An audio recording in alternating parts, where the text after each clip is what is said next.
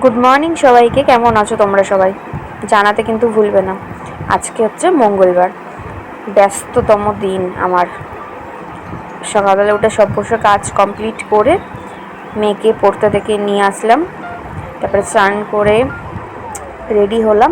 মেয়েকেও রেডি করে দিয়েছি, এবার স্কুলে পাঠাবো, স্কুলে দিয়ে আসবো, এসে আবার রান্না করতে বসবো। এই যে ব্যাগ আর ছাতা নিয়ে রেডি। এরপরে যাব চুলটা আঁচড়ে, আর মেয়ে ওখানে জল খাচ্ছে। তো এবার ওকে দিয়ে আসি, দিয়ে আসার পরেতে আবার রান্না করব। সকালবেলা পুজোও দেওয়া হয়ে গেছে, মেয়ে সকালবেলা পড়তে যায়, তো ও যতক্ষণ না থাকে ততক্ষণ আমি নিশ্চিন্ত মনে সব কাজ কমপ্লিট করে নিই। তারপরে ও আসার পরে ওকে খাইয়ে স্নান করিয়ে রেডি করিয়ে দিই। এরপরেতে স্কুল থেকে চলে এসেছি, এসে এবার বললাম না চিলি চিকেন করবো রাত্রির জন্য, তো এখনই করে নিচ্ছি। তো মেয়েকে স্কুলে দিয়ে এসে এগুলো এখন করব। সারাদিনই চলবে কিছু না কিছু নিয়ে, সারাদিনই কাজ থাকে, একটু রেস্ট নিতে পারি না। এরপরে এই চিলি চিকেনটা করে নিই, তারপরেও বাসন মাজবো। সকালে একবার মেজেছি, সকালে দুবার মেজেছি, একবার বাসি বাসনগুলো মেজেছি, মানে কালকে রাত্রেরগুলো, আবার রান্নার বাসনগুলো মেজেছি। আবার এখন এই ডিমের এইসব করছি, পেঁয়াজ রসুনের পুরো গ্যাস ফ্যাস সব মুছতে হবে, তারপরে বাসন যা পড়বে সেগুলো মাজতে হবে। তো এটা করে নিই। দেখো সব মশলাপাতি দিয়ে একটুখানির জন্য রেখে দেবো, তারপরে পকোড়াগুলো করে যেমনভাবে ধাপে ধাপে করতে হয় জানোই তোমরা। তো আমি একটুখানি ওই ঘরে গেছিলাম, না মনে হয় বৃষ্টি পড়ছিলো, তো জামা কাপড়গুলো তুলতে গেছিলাম, এদিকে একটু পকোড়াগুলো লাল লাল হয়ে বেশি ভাজা হয়ে গেছে। তো ওখানে পেঁয়াজ টমেটো কেটে নিয়েছি, ক্যাপসিকাম ছিল না বলে এবারে চিলি চিকেনে ক্যাপসিকাম দেওয়া হয়নি, জানতাম না যে ক্যাপসিকাম নেই। যাই হোক, শুধু পেঁয়াজ টমেটো দিয়েই করা হয়েছে, ভালোই হয়েছে মোটামুটি, খুব একটা খারাপ হয়নি। তো দেখো পকোড়াগুলো ভাজা হয়ে গেছে। এরপরেতে এই যে এবার চিলি চিকেনটা করছি, সব কিছু কমপ্লিট হয়ে গেছে দেওয়া। এবার এরপর একটু গরম জল দিয়ে যতক্ষণ না ফুটছে ততক্ষণ করে নেবো।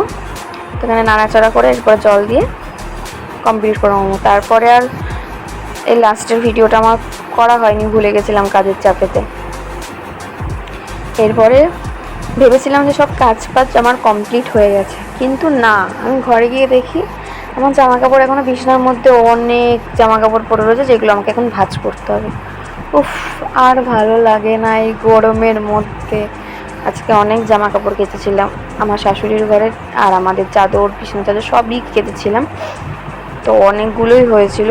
ওই ঘরে ভাঁজ করে রেখে এসেছি, আর আমার ঘরে যেটা আছে সেগুলো এখন ভাঁজ করে নেবো।